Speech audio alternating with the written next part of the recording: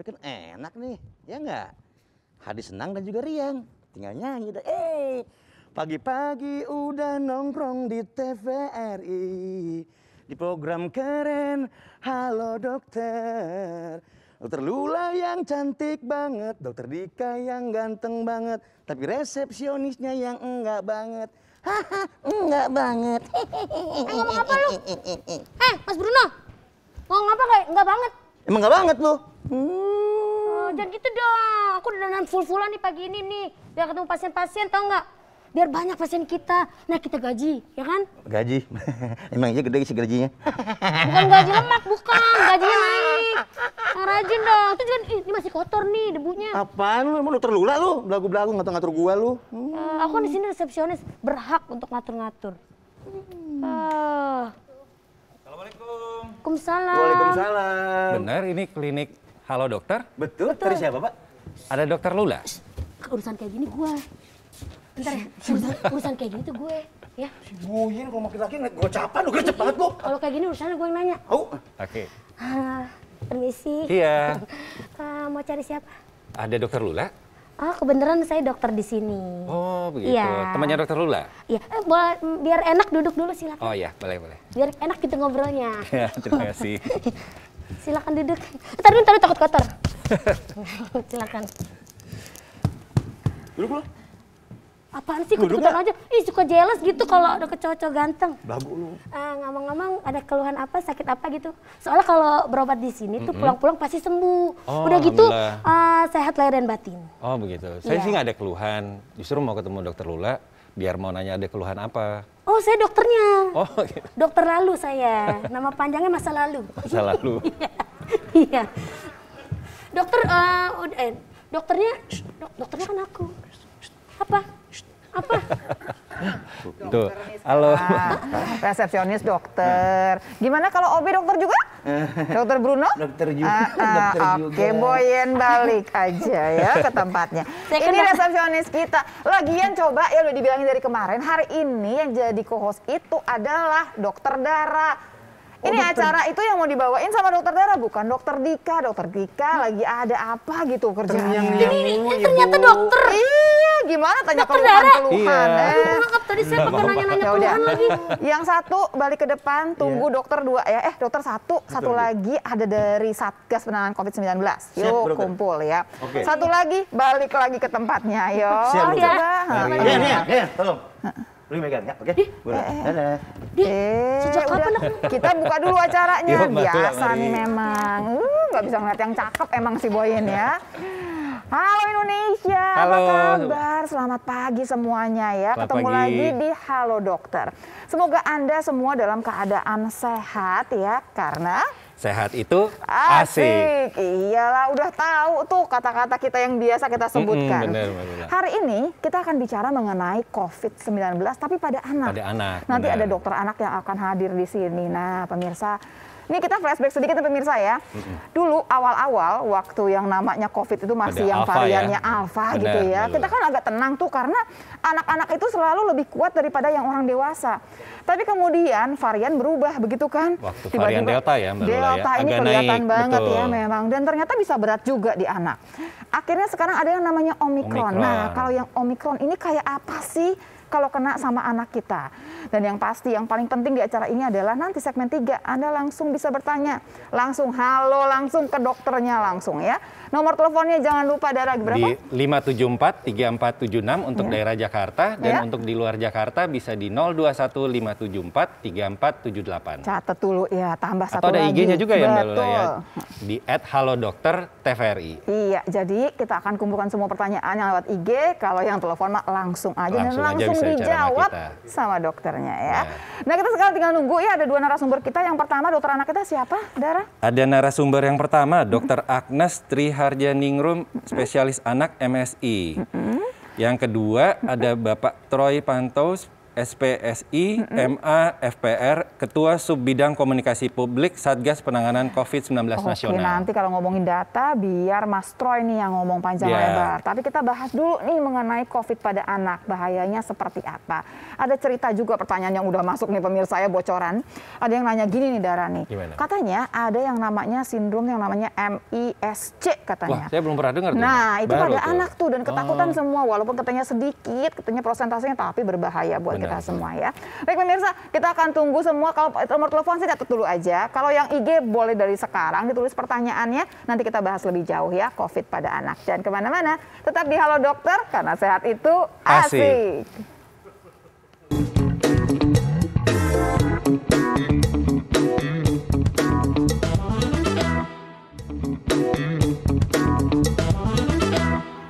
Pemirsa, bicara mengenai COVID selalu bikin hati kita tuh berdebar-debar pastinya ya pemirsa ya. Itu kalau orang dewasa, gimana kalau kena anak kita? Pasti lebih kemudian rasanya seperti apa ya. Tapi nanti nih kita akan bahas lebih jauh. Sebetulnya kalau kena COVID kepada anak itu apa sih yang kita harus pikirkan? Terus bagaimana ceritanya? Dan kalau Anda ternyata nih di rumah sedang positif, kemudian sedang isolasi mandiri, boleh juga lo langsung tanya 5743476 itu untuk di Jabodetabek, luar Jakarta langsung 021 5743478. Satu lagi ada IG kita kan ya Dara ya? Betul, di @halodokter_tvri. Ya, jangan lupa ya karena sehat itu asik. Nah biasanya nih jam segini nih Bruno tuh udah bolak-balik, tapi kenapa ini belum ya? Bruno Tamu mana kita ya nih? Mbak Lula ya? Kita nih dokter anak kita belum datang. Itu dia kelihatan. Itu kayaknya dokter Agnes deh. Iya, hai dokter Agnes. Halo, Selamat pagi. dokter Lula, dokter Dara. Penyanyinya Bu, penyanyi. Penyanyi. Dokter silakan dok, Ini silakan. dokter Silakan. anaknya Iya. Bruno. Agnes penyanyi. Oh iya, dokter Agnes mau nikah. Makasih ya Bruno. Satu lagi ya nanti. Satu lagi tamu Satu lagi, kita. oke, Ya siap. tungguin ya. Oke. Selamat pagi, dokter Agnes. Alhamdulillah sehat, alhamdulillah. Alhamdulillah. Dok, ini kita mau ngomongin mengenai COVID pada anak. Nah, sekarang tanya dulu nih pemirsa nih, pertama kali barangkali ini udah musimnya Omikron, udah masuk ke gelombang ketiga kita. Banyak nggak sih anak-anak yang kena? Nah, ini sebetulnya ada di slide saya nih nanti dokter Lula. Oh, di slide-nya boleh nanti kita Langsung aja ya. benar, Tunggu ya, biar boleh. dirapikan dulu slide-nya, biar keluar dulu Iya. judulnya nanti. Tapi kalau dihitung-hitung ini lebih meningkat daripada sebelumnya kah atau bagaimana? Meningkat banget. Ini di Dok, slide jalan pertama. dulu, Di silakan, slide boleh. pertama ya. Ya. Nah, ini baru kemarin beritanya nih dokter Lula dan dokter Dara. Iya. Press conference dari IDAI pas ada webinar update dan ternyata 24 Januari kasusnya 676 pada anak. Itu di 7 Februari langsung 7.190. Jadi meningkat 7.000 itu meningkatnya sebegitu banyak. 1000%, 10 kali lipat. Betul. Jadi ini memang Omikron ini kan memang dia gejalanya ringan sih, tapi menurutnya sangat cepat. Dan tetap jangan diremehkan. Ini mungkin di slide kedua ya. Dok, nanti dulu dok, nanti dulu dok. oke. Karena sebetulnya kita pas hari Senin nih, diulang lagi nih pemirsa ya. Hari Senin kemarin itu kita kedatangan dokter Nadia. Dokter Nadia mengatakan, Omikron itu ringan. Jangan bilang ringan. Kenapa ringan? Karena kita semua kebanyakan sudah divaksin. Betul. Nah, Nah, iya, bicara itu juga. anak, ceritanya kan beda dok. Ada yang di bawah 6 tahun kan belum Belum bisa bisa, divaksin. Terus iya. gimana Oh, tuh iya, dok? itu gimana ya? Nah itu kalau kayak gitu sebaiknya ya prokes ketat. Jadi memang apalagi anak di bawah 2 tahun kan nggak boleh pakai masker Iya, karena iya. bisa bisa nafasnya bisa susah Terganggu nanti gitu ya, terganggu. iya, iya. Nah jadi yang penting jaga jarak. Iya. Terus orang sekitarnya dilindungi oleh orang sekitarnya. Jadi harus divaksin sekitarnya. Jadi yang Orang tua sekitarnya minimal semua ya. harus divaksin lengkap Iya. supaya jadi Lengkap. melindungi si anak Betul. ini. Jangan lupa prokes, cuci tangan kalau Iya. megang anaknya Masih seperti tetap itu. itu yang kadang-kadang suka lupa ya dok ya. Sekarang karena udah divaksin Bu. Ya dan biasanya udah longgar kan ya, karena Betul. kemarin sempat kan kasus kita kan tuh rendah sekali. Iya, Tapi jadi ini udah sudah longgar melonjak. prokesnya. Baik, Iya. tapi kematian gimana dok? Ada dok? Kematian ada tapi memang kecil kan kalau secara keseluruhan juga per kemarin juga 65 kematian ya per hari, nggak kayak dulu yang 1000 gitu. Baik. Di anak Ini juga 65 kecil. per hari maksudnya anak dok? Nggak dewasa. Oke. Kalau anak lebih kecil lagi. Dari dulu sebetulnya anak kecil sih. Iya. Cuman ya tetap aja nanti kita bahas bahwa Boleh. kalau pada anak itu kalau anak kena tuh ribet masalahnya. Iya. Bukan cuma ribet dok, deg-degannya loh sebagai Iya, ibu. Aduh betul. saya ngerasa di kanan saya ibu punya anak perintil-perintil di rumah, bocah-bocah itu. Iya. Jadi saya mengerti sekali, apalagi yang punya anak batita ya di bawah Betul. 3 tahun. Iya, benar. Betul. Silakan dok, silakan dok. Lanjut? Lanjut Yuk, dok. oke. Di swipe aja dok, jangan Ya di swipe. ini cuman kasus aja ya. Maksudnya ini saya punya data di awal kasus pada anak tuh cuma 8,1% 7 ribuan. Ini maksudnya masih yang alfa ya dok ya? Iya Atau ini delta? alfa, Oh, yang ini delta. Delta. Nah Oke. ini langsung di kemarin data kemarin 13,3%, jadi dari 12,8 naik ke 13,3. Jadi Omikron ini paling tinggi ya dok ya? Ini saya rasa kalau datanya kayak yang 1000% itu Iya. pasti meningkatnya gara-gara si Omikron itu Betul, gitu. betul. Ini Dan data ini pada anak. baru sebentar loh sebetulnya Omikronnya kan, gelombangnya kan baru Baru masih naik Januari. terus ya, begitu Iya. ya. Baik. Di Tenggaraya puncaknya kan akhir Februari ya. Akhir Iya, Februari betul dok. Nah, kemudian ini saya pengen menegaskan pada orang tua biasanya Penting loh dok, ini penting dok. Gimana dok? Gimana dok? jadi biasanya kalau sekarang kan anak kebanyakan batuk pilek nih. Betul. Iya. Dan biasanya respon orang tua tuh ada dua, Iya. dokter Lula, dokter Dera. Kalau nggak dia panik, berlebihan, kalau nggak dia terlalu santai gitu. Betul. Nah, Oh, pilihannya cuma dua, nggak ada yang di tengah-tengah ya, Nggak yang ada. Nah, sedang-sedang kita saja. maunya Nggak di ada, tengah-tengah kan, supaya kita tetap bisa waras, bisa Betul. rasional, Iya. dan bisa kasih judge kasih ke anak yang terbaik gitu. Jangan terlalu over treatment, jangan terlalu under treatment Iya. gitu. Oke, baik. Nah, jadi prinsipnya kalau anak batuk pilek, terus yang sering juga terjadi adalah pada nggak mau di swab mbak nih. Ya itu juga jadi masalah ya dok Iya. ya?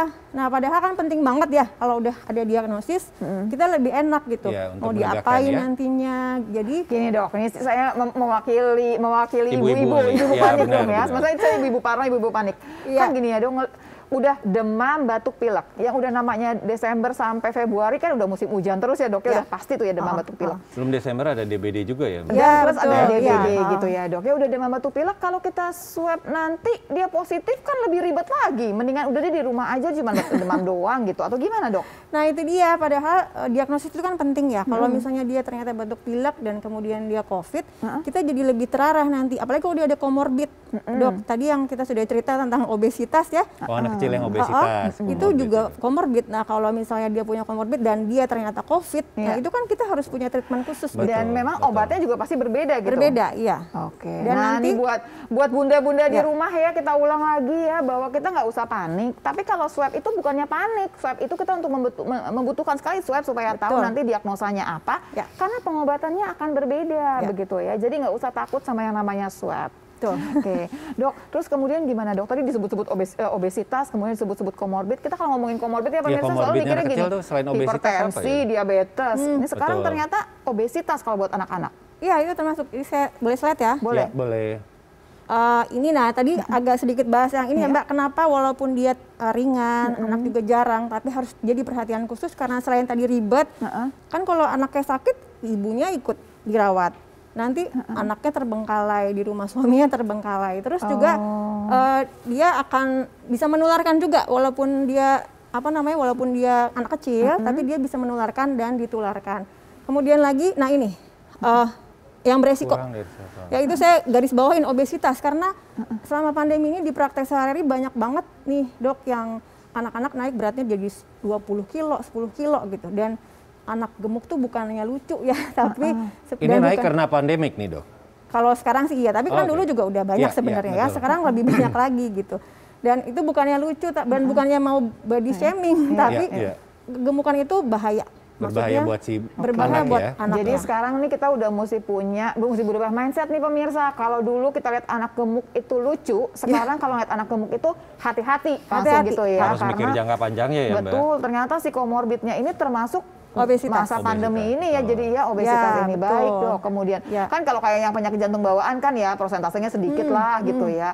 Kalau yang keganasan kayak kanker juga nggak terlalu banyak. Tapi kalau yang obesitas ini ternyata jumlahnya tinggi ya. lumayan banyak, lumayan naik nih. Kalau Iya. memang belum ada penelitiannya sih di Indonesia ya, tapi Iya. kalau dari praktek sehari-hari saya dan sejawat saya itu lumayan kasusnya banyak gitu. Oke, boleh lanjut dok? Oh ya, dan tadi udah dibahas sama Dokter Lula ya tentang MISC. Nah itu yang kita belum tahu Oh, lebih jauh, belum ini. cuma disebut doang, belum dibahas dok. Iya, iya, Iya, iya. Oke, satu lagi tadi pentingnya kenapa anak mesti di swab, karena kalau kita tahu dia COVID, Iya. nah nanti kalau terjadi si MISC ini, kita jadi tahu oh emang dia MISC ini dulunya pernah COVID gitu. Jadi Oh, MISC itu baik. adalah multisystem inflammatory syndrome in children singkatannya. Tapi intinya dia kumpulan gejala. Iya. Jadi setelah kena COVID, biasanya 2 atau 6 minggu kemudian, Iya. anaknya tuh mengalami demam lebih dari 3 hari, terus dia akan mengenai berbagai macam organ gitu biasanya. Jadi Aduh, bisa tapi berat. ini bisa disembuhkan atau tidak dok? Bisa sih. MISC-nya. Oh bisa disembuhkan. Bisa sembuh, Anaknya cuman- bisa kembali sehat. Bisa, insya Allah Tapi bisa. maksudnya orang tuanya jangan panik bahwa ini ternyata masih bisa nih yang namanya MISC ini terjadi setelah anak itu kena COVID.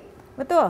Nah, Oh, makanya baik. kenapa penting, salah satunya kenapa diagnosis penting, karena kalau memang dia pernah COVID, tiba-tiba 2 atau 6 minggu kemudian dia ada demam. Kita udah siap gitu Iya, ya. demam tapi bukan penyebab lain ya. Iya, Maksudnya iya. demam terus kemudian melibatkan 2 organ, dia Iya. ada diare, ada masalah jantung, ada Iya. masalah ginjal, kulit misalnya.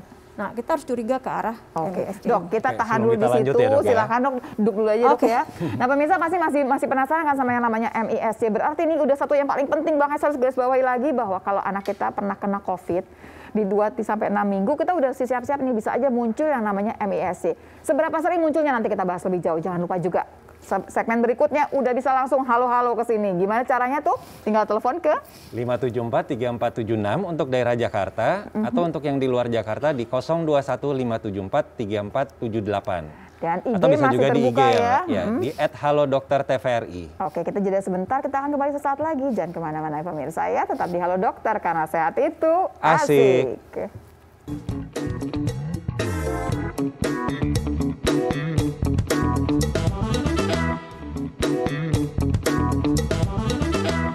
Pemirsa masih membahas mengenai COVID pada anak yang tadi kita dijelaskan lebih jauh bahwa dibandingkan dengan Alpha, kemudian Delta, dan akhirnya gitu ya ada yang namanya Omicron yang semuanya terus meningkat. Dan kita hati-hati nih sebagai orang tua.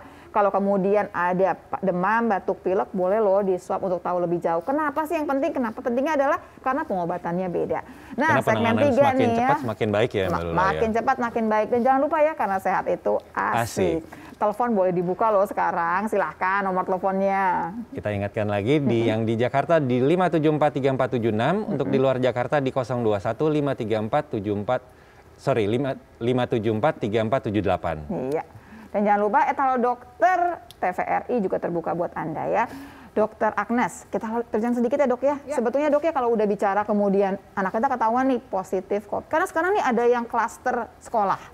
Jadi Iya. ibu di rumah semua nggak ada yang positif, anaknya malah yang positif. Betul. Terus oke, pertama kali jangan panik supaya bisa mikirnya juga lempeng ya. Oke gitu ya. Terus nextnya apa? Apa yang harus kita lakukan gitu? Kalau anaknya batuk pilek. Bukan, anaknya udah ketahuan COVID positif. Oh, kalau dekatan COVID. Baik. Jadi sebetulnya yang paling penting adalah orang tua itu harus bisa membedakan ini gejala. Kan kalau COVID itu ada pada anak sama Iya. kayak dewasa. Ada tanpa gejala, gejala ringan, gejala sedang, berat, sama kritis. Dok, sambil Oke, terima Dok. telepon dulu ya Kita Dok. terima Oke, telepon dulu ya, Dok, ya. Iya. Kita tahan di situ dulu ya Dok ya. Halo, selamat pagi. Halo dokter. Dengan siapa di mana? Selamat pagi, Dok. Selamat pagi. Selamat pagi, Dok. Ya, pagi. Dengan siapa di mana Ibu? Dengan Ika di Tangerang. Silahkan Mbak Ika. Gini, sekarang kan saya sama 2 anak saya itu kan sedang terjangkit COVID nih. Nah, positif, isoman ya dan berarti isoman ya. di rumah. Hmm. Nah, untuk anak saya yang umur 4 tahun 9 bulan itu, sekarang lagi demam tinggi nih, Dok. Ya, terus? Nah, Kemudian? untuk penanganannya itu gimana ya, Dok? Baik. Oke, ini sini udah lapor, udah semua Sama ya Mbak ya? untuk anak balita juga, Dok. Baik, ya. Tadi ada yang 4 tahun, kemudian ada yang balita. Kita tanyakan langsung ya Mbak Ika ya, biar lebih tenang jadinya. Didengarkan ya jawabannya ya.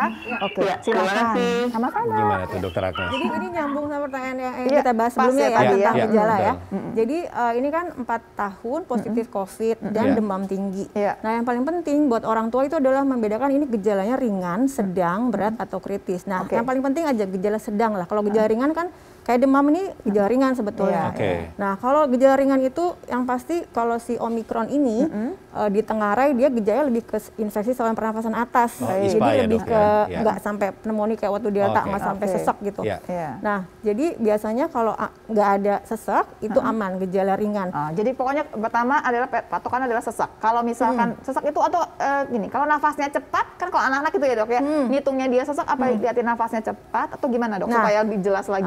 Tanda sesak itu adalah ada nafas cepat, betul Iya. Dokter Lula.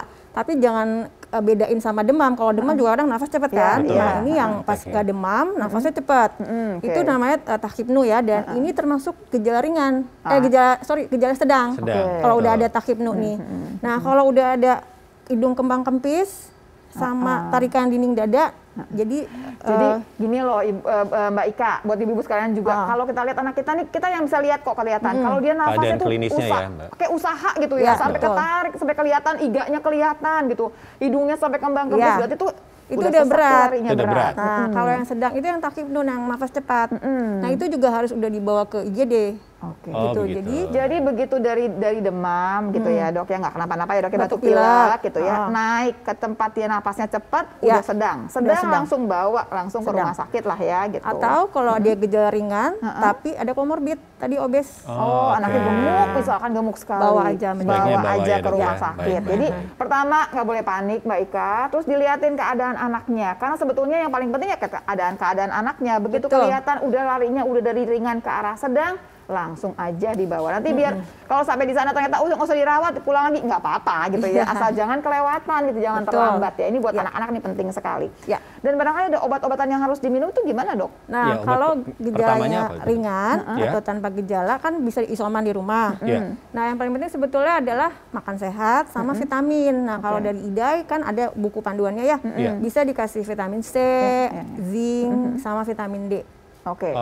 Baik. Nanti sama juga bisa telepon langsung Peduli Lindungi, nanti ya di sana juga bisa langsung dan diberikan obatnya langsung loh dari puskesmas. Jadi Mbak Ika ya, ini ada obat khusus biasanya dari pemerintah disediakan.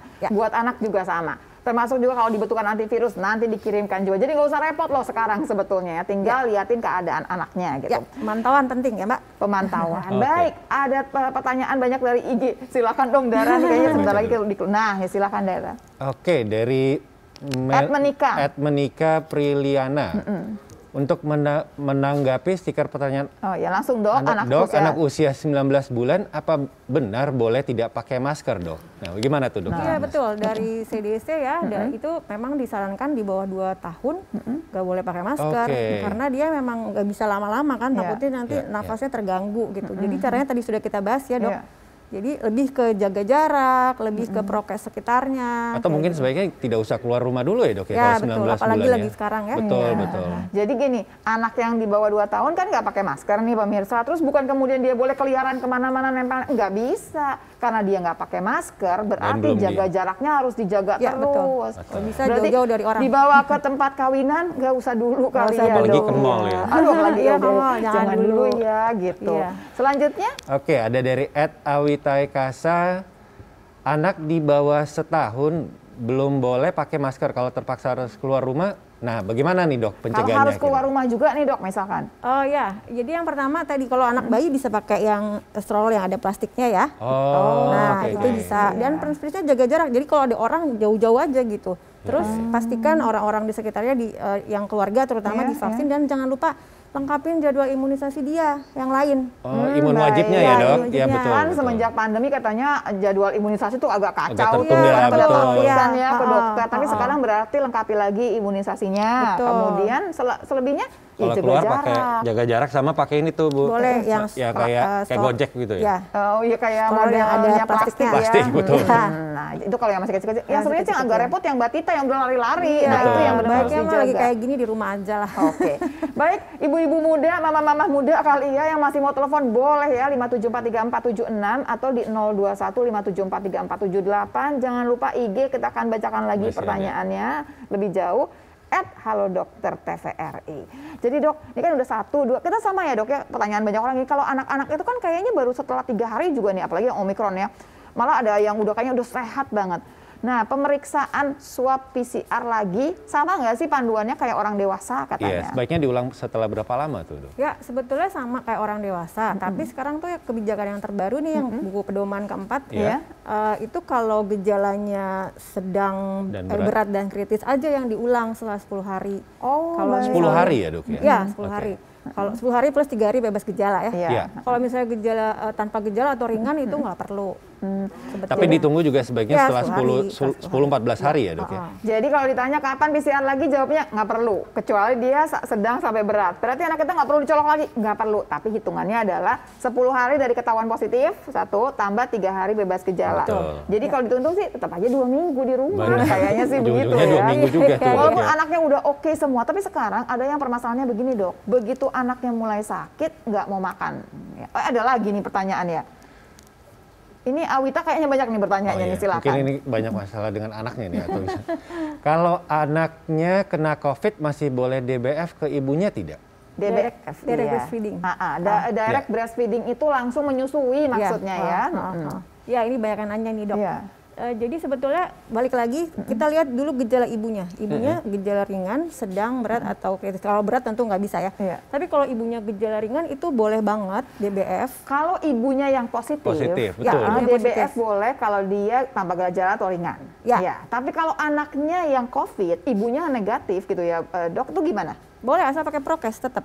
Oh, Jadi boleh banget, oke, tapi boleh. prokes ketat. Kadang-kadang tuh masalahnya gini, Dok, kalau misalnya kayak di rumah sakit, kadang-kadang nggak bisa ibunya prokes, melorot-melorot terus maskernya, terus kemudian oke. ada pasien sebelahnya yang juga sakit. Nah itu yang agak susah. Misalnya bayi baru lahir ya, Iya. ibunya positif, anaknya negatif gitu. Saya banyak beberapa kali dapat kayak gitu. Oh, baik. Tapi kenyataannya ibunya tuh nggak bisa dibilangin gitu, Iya. prokesnya melorot terus, nggak pernah lupa cuci tangan. Iya, Nah kalau iya, itu agak susah. Tapi kalau bisa boleh banget. Kalau kebalikan, Dok, misalkan semua nggak tahu deh, pokoknya anaknya tiba-tiba anaknya yang positif, yang bayinya nih yang positif. Berarti kan kemudian kalau dia selama masih bisa menyusu, boleh menyusu kan? Boleh. Boleh. Jadi boleh ya Ibu ya? Dok, Ternyata tapi tuh. saya mau nanya, Ya. pernah nggak ada kasus misalnya ibunya positif, Dok, terus dia menyusui anaknya, akhirnya anaknya jadi COVID juga? Enggak sih, belum pernah denger ya. Maksudnya kan ASI Jadi tuh, aman ya, Iya. sebenarnya maksudnya tidak terlalu menjadi masalah ya? betul, ASI itu soalnya betul-betul banyak sekali obatnya kan. Iya, iya. Justru meningkatkan imun si antibiotik. bayi Dan ya. ibunya kalau udah divaksin, itu antibodinya ada di ASI. Iya. Jadi sebetulnya adalah si ASI-nya itu bantu. Iya, Tapi betul. kalau ibunya nularin ya mungkin juga kalau ibunya melorot-melorot Nah, terus. iya, Nah, bisa, itu tuh bisa. makanya tadi Iya. Dokter Agnes gregetannya gitu. Ibunya positif ya, menyusuinya tuh bagus, tapi waktu dia melorot-melorot itu kemungkinannya tempat Iya, penularannya betul. di sana ya. Nggak bisa kalau ibunya nggak bisa prokes. Ini, Oke, ini Mbak pertanyaan Awita yang saya masih lagi banyak Mbak Awita nambahin ini. lagi nih. Ini tapi mungkin sebenarnya tadi udah dijelasin sama Dokter Agnes ya, Iya. pertolongan pertama kalau anak di bawah setahun kena COVID Omicron bagaimana ya, Dok? Ya, tadi sebenarnya udah dibahas ya. Yang dibahas Intinya ada masalah pastikan dulu sedang, ringan, dia ya. gejalanya apa. Kalau Betul, misalnya ringan bisa di rumah dan Iya. kuncinya adalah pemantauan. Baik. Jadi boleh dengan paracetamol, obat-obatan tadi Obat vitamin. simptomatik ya, Dok ya, Iya. sesuai dengan gejala ya. Diukur suhu tiap hari. Tapi pemantauan begitu ada gejala sedang langsung bawa. Kan kayak Oke. tadi Mbak Ika kan waktu tanahnya aja udah panik, ini anak saya ini demam tinggi gitu. Ya nggak apa-apa, pokoknya kalau demam ya kasih aja obat demam begitu ya, nggak usah takut ya Dok ya. Tapi satu lagi mungkin Dok saya lupa tadi, tanda kegawatan harus tahu juga. Nah, Oh, iya, kapan nah, itu- alarm kita berbunyi sebagai seorang ibu nih gitu ya. Bapak-bapak juga boleh sih.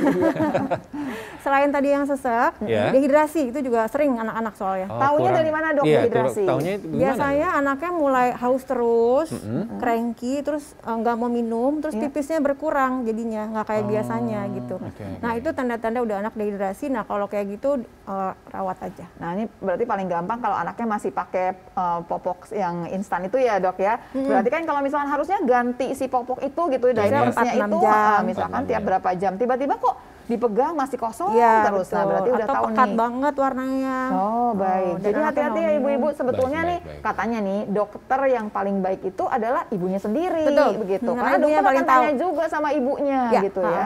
Pantau. Tapi yang paling penting tadi saya mau menggarisbawahi yang paling bagus adalah jangan panik dulu. Sip. Karena kalau panik tuh udah nggak bisa ditanya ya Dok ya. Nggak bisa rasional, jadi nanti over treatment berlebihan kayak dulu pas Delta kan semua Iya. dibeli sampai iya.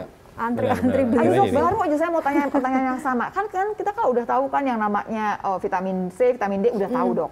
Tapi kan sekarang belakangan kan banyak sekali suplemen-suplemen lain yang kadang-kadang mengatasnamakan ini buat anak nih bagus banget dan dikasih Betul. sama si orang tuanya.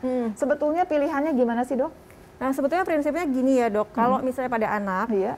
selama dia makannya menu seimbang, gizi dulu gizinya. Iya. Kan gizi itu ada gizi baik, gizi overweight, gizi Iya, kurang, iya. obes. Iya. Nah kalau anaknya gizinya baik, maksudnya sesuai standar ya, normal, dan dia makannya bagus, makannya seimbang, Iya. itu dari makanan aja dan juga matahari ya, Iya. vitamin D gitu, Iya. itu udah cukup melindungi dia sebetulnya. Tapi tambahannya kalau lagi kayak gini boleh vitamin C, vitamin D, zinc yang tadi. Oh, oke. Jadi sebetulnya nggak usah terlalu heboh-heboh, kecuali kalau anak yang picky atau yang obesitas atau Iya. yang ada komorbid tentu lain lagi itu. Oke. Gitu. Dok, kalau yang udah obesitas, nah udah tahu dia kan sekarang misalkan nih udah positif, PCR ketahuan positif dan dia ini anaknya obesitas, kita udah tahu dong berarti saya punya komorbid berarti anak saya. Nah ini langsung diliatin aja begitu sedang dibawa atau barangkali dalam keadaan demam batuk pilek aja udah positif langsung dibawa ke rumah sakit atau gimana Dok? Ya, karena kalau misalnya dia gejala ringan dan ada komorbid itu harus dapat antivirus, Dok. Nah, ini jadi pemirsa, beda ini penanganannya. barangkali dibedakan dengan yang punya komorbid. Kalau biasanya kita ngomongin komorbid yang di kepala kita yang keluar adalah hipertensi, diabetes, begitu untuk anak ternyata begitu komorbid yang keluar adalah obesitas. Kalau anak yang kegemukan walaupun ternyata ringan Gejala gitu ringan. ya, gejala ringan pun tetap saja harus dibawa untuk mendapatkan obat antivirus. Jadi ya sama-sama kita sama-sama memantau anak kita masing-masing. Jangan lupa selain ada COVID ini ada DBD juga nih, ada dua-duanya sebetulnya. Iya, Jadi berbarengan. demam batuk pilek belum tentu COVID. Karena untuk tahu itu terpaksa kita harus swab ya pemirsa ya. Nanti Anda masih boleh bertanya lagi, jangan lupa di 5743476, di 5743478 tambah 021 buat di luar Jakarta, plus IG kita masih terbuka ya. Di @halodokter_tvri. Ya, jangan kemana-mana, tetap di Halo Dokter, karena sehat itu asik. asik.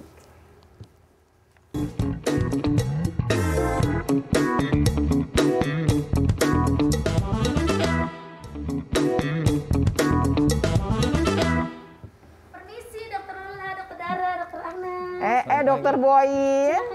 Bapak Kron saya Halo, membawa tamu Bapak Kron. pagi. Silakan. Apa kabar Dokter semuanya? Boyin. Ya, dokter, sehat semuanya ya. Sehat. Ini Sama-sama, Bapak Kron Pak ini Troy. dari Satgas COVID-19 Nasional. Iya betul. Iya, betul. Sama, Terus terima udah kasih. dong Boy. Enggak, saya kalau yang bening-bening itu bawaannya nggak mau pulang. Nah, udah tahu makanya oke balik Jadi lagi permisi ya, ya. Kak ya. Yang penting sehat, bener Oh, saya nggak? sehat. Sehat lahir batin saya. Aduh, Permisi. betul ya. Makasih. Pemirsa kembali lagi di Halo Dokter karena sehat itu asik. Nah, tamu kita udah lengkap nih pemirsa karena Mas Troy udah kumpul juga di sini. Tapi di segmen 4 ini masih terima telepon, silakan aja kalau mau telepon ya. Bunyi lagi langsung. Halo, dengan siapa Iya, di mana? boleh.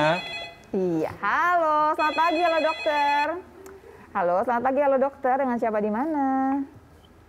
Halo. Halo, Halo. selamat pagi. Nah, Selamat ini Dara pagi. aja nih yang Ya. angkat nih mestinya. Selamat pagi, Bu. Dengan siapa di mana? Dari Ayu di Jogja. Ayu di Jogja, ya. Silakan. Oke, Mbak Ayu mau nanya apa?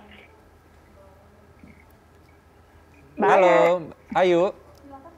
Ini anak saya kan umurnya masih 3 bulan kurang. Ya. 3 bulan Mau kurang. tanya, apa saya mau tanya gimana cara membedakan yang batuk beneran sama batuk yang diakibatkan oleh reflux. Karena jujur saya masih baru jadi ibu, jadi belum tahu gimana cara membedakan batuk yang beneran dengan batuk yang disebabkan oleh Terima reflux. kasih buat Terima pertanyaannya kasih. Mbak Ayu, walaupun nggak berhubungan sama topik kita nggak apa-apa tapi ya, karena dokter Akas ada di sini, boleh ya Ya, dok ya, ya, ya. satu aja barangkali Jadi ini. tadi dia bertanya perbedaannya antara batuk yang biasa makasih atau batuk karena pertanyaannya. reflux tuh, Dok. Bagaimana, Dok?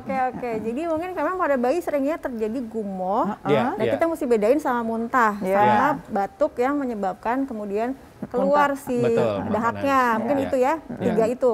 Nah kalau bayi-bayi biasanya gumoh itu normal, asal berat badannya nggak turun dan kita pantau bagus. Iya, iya. Bedanya gumoh sama muntah itu kalau muntah pakai tenaga gitu, gitu. Iya. Kalau gumoh cuma ngalir doang. Nah kalau batuk yang disebabkan oleh batuk yang memang lagi ada infeksi, kemudian dia muntah, Iya. biasanya ya anaknya batuk dulu, kemudian dia baru muntah, berusaha ngeluarin Oke. dahak. Iya.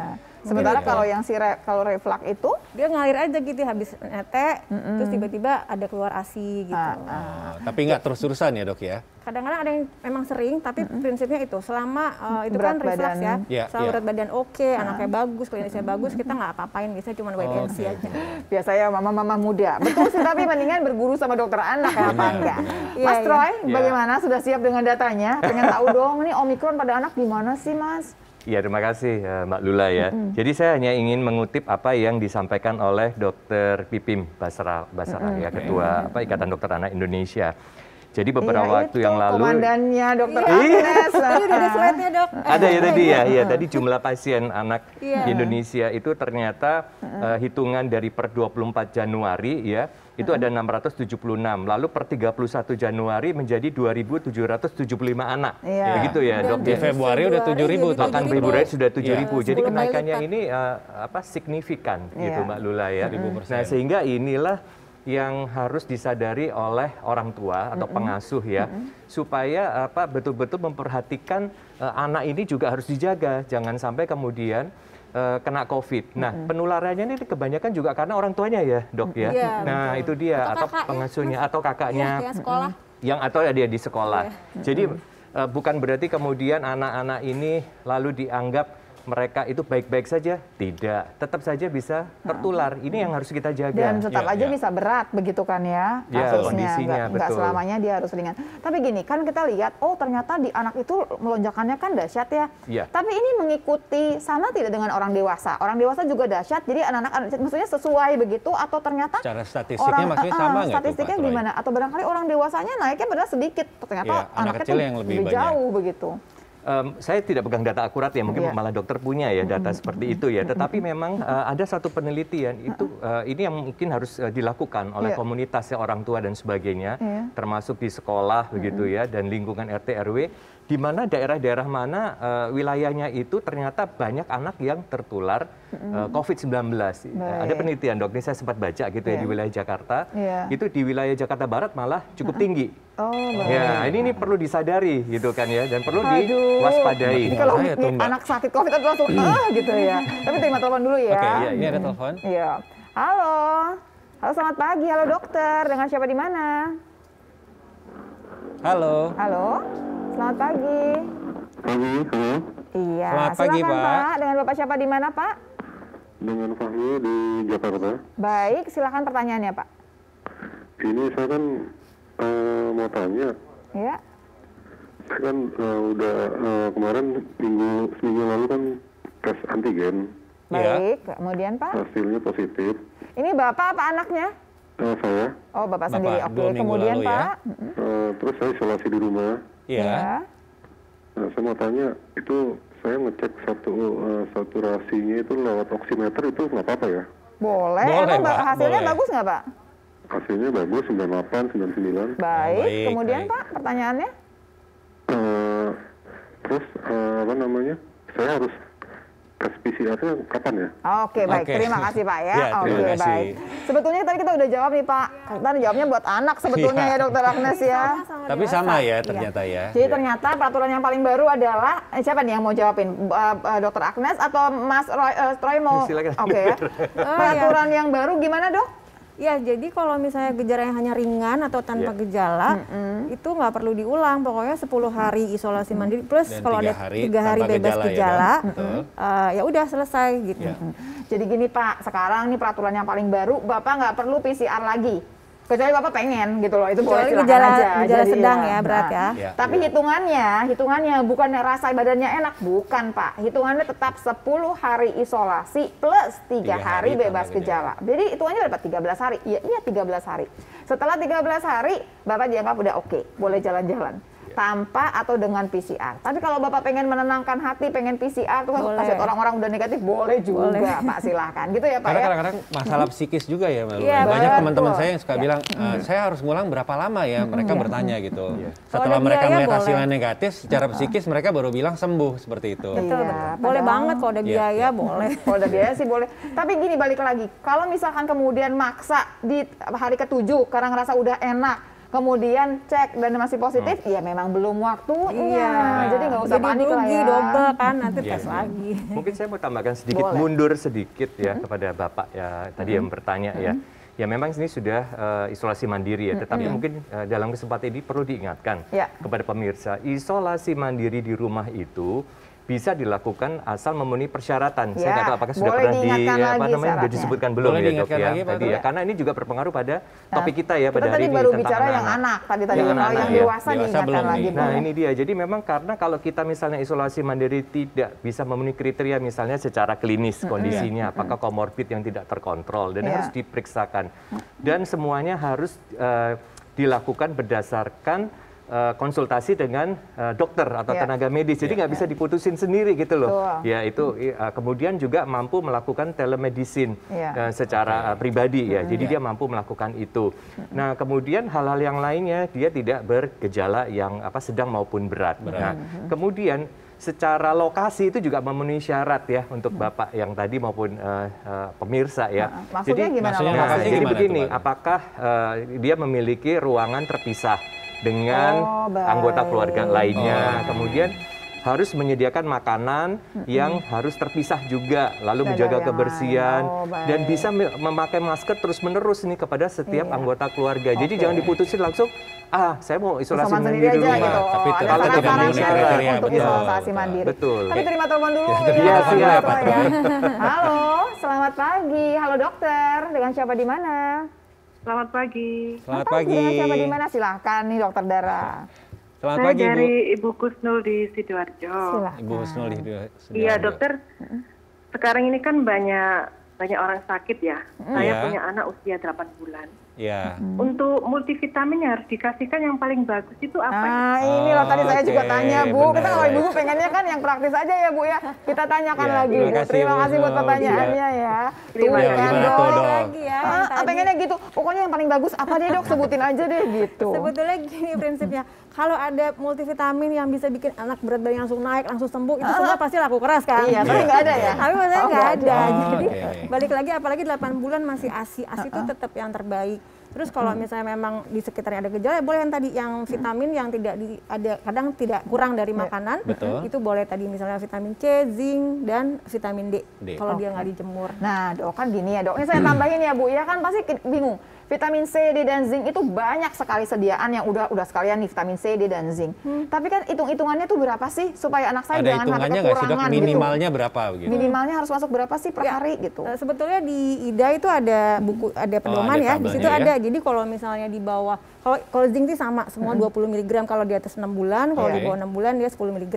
Baik. Nah, nanti kalau vitamin C kalau di bawah 1 sampai 3 tahun dia kalau dia lagi Covid dia nggak boleh lebih dari 400. Kalau Iya. Oh, tidak boleh lebih dari 400. kalau di bawah ya. 3 tahun ya. Iya. Kalau misalnya 3 tahun sampai remaja boleh antara 500 sampai 600 boleh. Iya. Nah, gitu. Saya recap ya Bu ya, berarti kalau zincnya itu hitungannya tadi kan antara 10 sama 10 20. mg sama 20 mg. Nggak repot nih, pokoknya kalau yang 8 bulan ya pasti 10 mg. Iya. Ya. Yang kedua kemudian vitamin D. Vitamin D juga sama tuh ceritaannya antara kalau nggak 400 atau enggak di atas 400 ya Dok Ya, ya? di bawah setahun 400, di atas tahun bisa Boleh 800. sampai 600-an. Oke. 800 boleh 800 atau kalau misalnya dia lagi Covid, dia obes, dia gejala sedang itu boleh Boleh lebih sampai tinggi. Kalau ya. yang udah harus obes, komorbid, biar aja dokter yang hitung lah gitu sih. Iya, Pasien ke rumah iya. sakit ya dok ya. Benar. Tapi Iya, kalau iya. yang di rumah nih, pokoknya hitungan gitu 400, 800 udah cukup. Jadi nggak usah sampai langsung 1.000, 5.000 ya. Hati-hati ya Bu ya. Mbak Lula, tapi aku punya, saya mau nanya Dok, ada satu pertanyaan juga sering ditanya. Kalau misalnya ibunya yang intake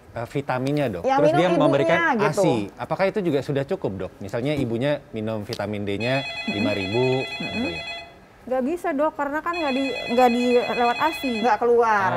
Jadi itu oke. kalau vitamin D apalagi dia tuh betul-betul nggak dari suplemen juga Untuk nggak cukup. imun ya, Harus jadi berarti ada di tidak makanan. terlalu berpengaruh ya? Iya, Jadi harus dari jelas sinar ya, matahari. mereknya boleh apapun asal isinya seperti itu. Kalau vitamin C lebih gampang lagi. Oke, kita terima lagi teleponnya. Iya, ternyata Mari. terputus. Menyelipkan sedikit Boleh. pesan saja untuk memperlakukan anak-anak kita ya di rumah ya anak 8 bulan dan sebagainya. Sebaiknya memang anak-anak yang usia dini ini tidak jadi ada orang luar ya yang bukan anggota keluarga inti kita itu ketemu, jangan sampai kemudian dia itu tidak Berinteraksi. yakin status kesehatannya, lalu dia pegang anaknya, dia cium anaknya. Ini kita tidak tahu nih potensi virusnya yang masuk seperti apa. Jadi gini Bu-ibu ya, kita tuh boleh loh Parno, apalagi buat orang-orang nih. Untuk saat ini ya, Betul, Mbak Lula karena ya. zaman Betul. pandemi ya. Iya. Orang dari luar nggak tinggal barengan sama Iya. kita, betul-betul jaga. Terima telepon dulu ya. Ayo. Halo selamat pagi. Halo dokter, dengan siapa di mana? Halo. Halo, selamat pagi. Bapak, Ibu, silahkan. Belum terdengar suaranya. Halo. Baik. Halo, Selamat pagi, selamat pagi. dokter. Iya. Selamat pagi. Dengan siapa di mana, Bu? Saya Ibu Siti mau bertanya ini. Silahkan, Bu Silakan Siti. Ibu Siti. Lanjut, Bu. Saya ini kan udah pernah operasi amben ya. Iya. Amin. Kemudian. Apa kalau udah sembuh makan pedas boleh nggak? Baik. Oh, baik. Ibu, saya keep pertanyaannya. Nanti saya akan jawabkan pas kemudian datang dokternya yang berhubungan dengan sana ya. Kita masih membahas mengenai COVID pada anak. Terima kasih buat pertanyaannya ya Ibu Siti ya. Baik. Selalu diikuti aja Halo Dokter, pasti nanti kita akan bahas. Kita pokoknya utang satu ya Bu ya buat pertanyaannya. Balik lagi ke Mas Roy, masih ada yang mau diingatkan kepada kita semua? Iya, jadi sebaiknya memang anggota keluarga yang di rumah, orang tua tua itu ya nggak apa-apa ya, dianggapnya parno, tapi itu demi keamanan. Ya, mungkin bukan parno kali Pak, kita harus waspada. Waspada, sebetulnya itu kata yang tepat ya. Betul. Nah memang kemudian kenapa? Tapi termasuk anggota keluarganya nih Mbak Lula ya, Dok. Suka berinteraksi keluar ya Pak. Betul.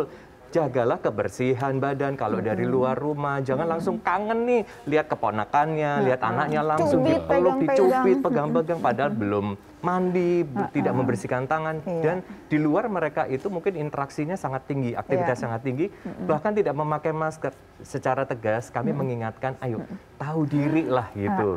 Ini Satgas loh yang ngomong. Jadi gini sebetulnya balik lagi sih ya, kita sempat kan jeda di mana kasus tuh rendah sekali. Betul. Jadi kita sempat yang kemudian agak longgar tuh, Mas Troy. Tiba-tiba pulang aja nggak pakai mandi, cowok-cowok yang pegang-pegang gitu. Betul. Sekarang berarti balik lagi ke tempat waktu kita Juli 2021. Waktu kita semua nih saling waspada semuanya ya. Tenang, bukan parno kok, kita waspada. Itu jalan yang benar. Kita akan break dulu lagi sebentar, kita akan kembali sesaat lagi ya pemirsa ya. Jangan kemana-mana pemirsa, tetap di Halo Dokter karena sehat itu asik.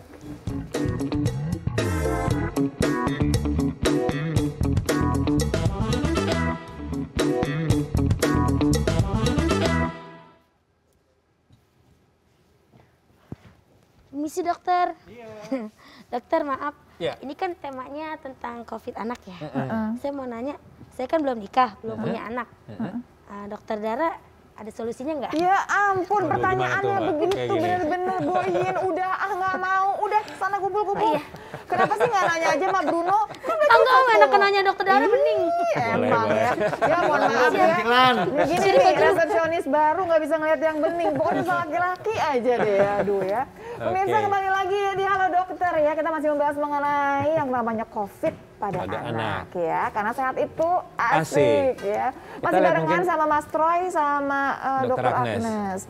Pertanyaan masih banyak dari IG katanya. Kita keluarkan aja deh pertanyaan IG. Oke, dari @Ristiayerma Kristiani, pertanyaannya, apakah untuk vaksin balita itu sudah ada Dok? Semoga segera ada sebelum anak.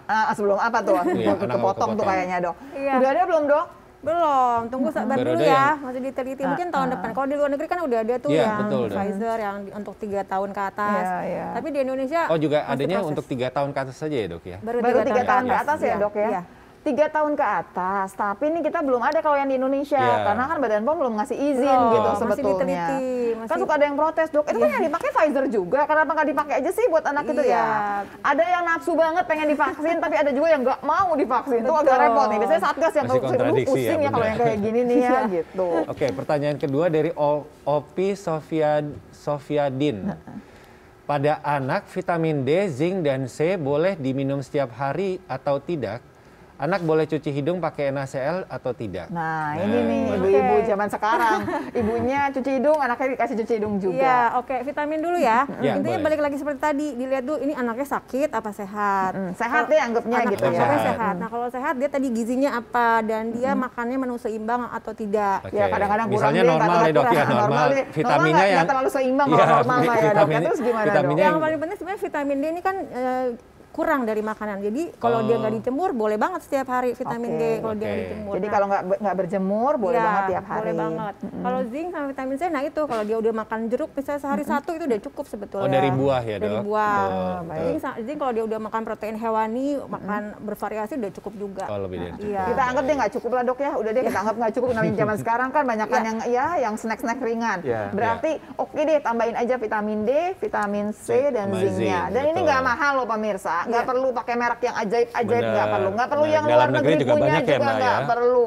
Dalam negeri aja Iya. dan itu cukup. Tapi paling bagus sih dijemur kalau mau vitamin D Ya, gitu jadi ya memang Dok ya. faktor makanan itu sangat penting buat Betul. anak-anak itu yang disebut dengan makanan yang punya gizi yang seimbang. Betul. Nah ini jadi asupan makanan yang kita makan itu juga mencegah supaya kita tidak terkena penyakit termasuk Betul, COVID. Ini perlu supaya- diperhatikan di masa-masa pandemik ini mungkin anak-anak banyak di rumah kemudian lalu supaya tidak repot dikasih cemilan-cemilan yang tidak sehat. Jadi Nah, kamu ini langsung hati-hati. dimarahin sama dokter Agnes. Obesitas juga udah Iya, mulai ini kelihatan banyak ya ya, tingkatnya Pak, ya Dok iya. ya seperti Jadi itu. kalau mau kasih cemilan, cemilan sehat. Cemilan sehat dan kemudian orang tua juga harus memberikan contoh makanan yang Betul. sehat juga. Nah, gitu. ibunya Iya juga. nih. Ibunya nggak boleh ngemil yang aneh-aneh gitu ya. Ibunya ngemilnya nastar, nggak boleh juga ya. Dan kan apa yang divaksin tadi itu ya, kan tadi tanya umur 3 tahun. Nah, untuk yang sudah memang bisa divaksin untuk anak-anak, segeralah divaksin. Jadi yang 6 tahun ke atas nih, yuk cepat-cepat divaksin. Cepat divaksin. Kalau misalnya meragukan, aduh anak-anak saya sehat atau enggak, konsultasilah sama dokter. Kalau misalnya anak memiliki penyakit komorbid dan sebagainya. Tinggal datang ke puskesmas kok, langsung Gampang bisa sekali. Oke, Mbak Lulu, Ya. kita Ini lihat dulu pertanyaan nih. lagi nih. Ini kayaknya tadi Ibu Ika yang sama ya, yang Ibu Ika-nya sudah terjangkit Ini Omikron. sudah dijawab barangkali Tadi sudah tadi ya. dijawab Langsung mungkin aja ya. nih Ibu Ayu. Kepada Ayu Wahyuniari, selamat pagi Dok. Mau tanya, jika ada orang tuanya positif COVID, kira-kira apakah anaknya juga ada kemungkinan terpapar dan gejalanya bagaimana Dok? Mungkin bisa dijelaskan. Ya. Dok? Ya. Seperti tadi juga kita udah agak bahas ya Iya, Dok ya. betul. Tapi intinya kalau orang tua positif sangat mungkin anaknya juga positif, bisa tanpa gejala, bisa gejala ringan, sedang, berat yang Yang tadi. tadi ya, Dok, ya. Dan kalau Betul. mau tahu pasti sebetulnya anaknya kalau udah ada kontak erat, kontak erat ini ada 2 jenis sebetulnya. Kalau misalnya dia, nanti mungkin Pak Roy bisa menambahkan, kalau misalnya dia kurang lebih dari 15 menit berinteraksi Iya. 1,5 meter, nah itu disebut kontak erat. Ya udah pasti Oh, di rumah oke. ya, Pasti, pasti ya. nggak pakai masker kan Iya, ya, dengan iya. sendirinya. Atau misalnya lebih dari 15 menit jaraknya jauh tapi nggak pakai masker, itu juga kontak erat. Itu harus mendingan tes aja. Untuk memastikan ya pasti tes. Jadi sebetulnya bukan pegangannya gejala, tapi dites. Kenapa mesti dites juga nih Bapak Ibu sekalian, Bu Ayu? Karena kalau misalkan anaknya ternyata negatif, ya anaknya kemudian dipisahkan dari Betul, orang dipisahkan tuanya yang sementara. positif. Betul. Betul Sebaiknya nggak, Mas anak Roy? dipisahkan dengan keluarga yang positif tersebut. Tetapi anak tersebut harus dititipkan kepada orang yang kita yakin status kesehatannya juga baik juga. Iya, jangan sampai anak juga positif juga ya. Benar sama juga sekali, bohong. betul. Atau Jadi punya komorbid ya atau Pak punya ya. komorbid. Jadi misalnya udah saya titipin sama nenek saya, kakek saya yang sudah lanjut usia Iya. dan punya komorbid, jangan sebaiknya. Jadi Oh, titipkanlah pada mereka yang juga kita yakin itu sehat betul-betul. Tentunya kalau memang nggak bisa dititipkan kemana-mana, ya tetap saja harus jaga jarak. Ya, dengan dan ini sendirinya ya. anak ini juga kalau kontak erat ya dok ya, tetap dia harus melakukan karantina mandiri. Baik. Nah, Oke. walaupun dititipkan dengan orang lain, anak harus juga diajar untuk tetap memakai masker. Ya, kemudian yang dititipin juga, ini juga harus pakai masker juga. Iya, untuk tetap apa? prokes Demi kebaikan. juga. Ya, Ya, betul ya. Kita udah sampai di penghujung acara pemirsa. Saya akan menyimpulkan barengan sama Dokter Dara nih ya. Yang paling penting barangkali bahwa sebetulnya si Omikron ini nggak boleh dianggap enteng, Betul. tapi juga jangan panik ya. Apalagi betul. kalau kemudian COVID-nya kena anak kita. Apa yang harus dikerjakan tadi? Pokoknya dilihat dulu gejalanya Gejalanya, seperti iya. apa. Kemudian yang paling penting lagi bicara mengenai komorbid untuk anak itu ternyata komorbid yang tandanya merah tuh dikasih warna merah sama dokter Anas adalah obesitas. Kelebihan berat badan. mungkin Betul, kali. kelebihan berat badan. Jadi kalau misalkan kemudian gejalanya ringan tapi kelebihan berat badan, boleh loh periksa lebih jauh ke Sebaiknya dokter diperiksakan, gitu benar, ya. ya. Sementara yang gejalanya OTG atau ringan sekali, boleh di rumah nggak apa-apa tanpa adanya komorbid. Jadi Mungkin aku pemirsa, tambahin sedikit Mbak boleh Lula, silakan. biar nggak lupa buat yang terjangkit Omikron ini, diingatkan kembali untuk isolasi mandirinya adalah 10 hari tadi ya, Betul. plus 3 hari tanpa gejala ya dok ya. Ya, jadi mungkin itu bisa jadi patokan untuk keluarga yang di rumah setelah 3 hari dari terjangkit ini, mungkin tidak ada gejala, mungkin tidak perlu tes ulang ya dok ya. Iya. Iya. Jadi nggak perlu tes ulang, tapi tetap aja hampir selama 2 minggu kita diam di rumah aja. Iya. Baik, Mas Roy terima kasih banyak kasih udah ya, Pak mampir ke sini. Roy. Dokter Iya. Anget terima kasih banyak ya. Iya. Mudah-mudahan Jadi, bikin iya. pencerahan Jadi ya. apa saya harus mengingatkan ya, karena ini tugas kita semua ya. Betul.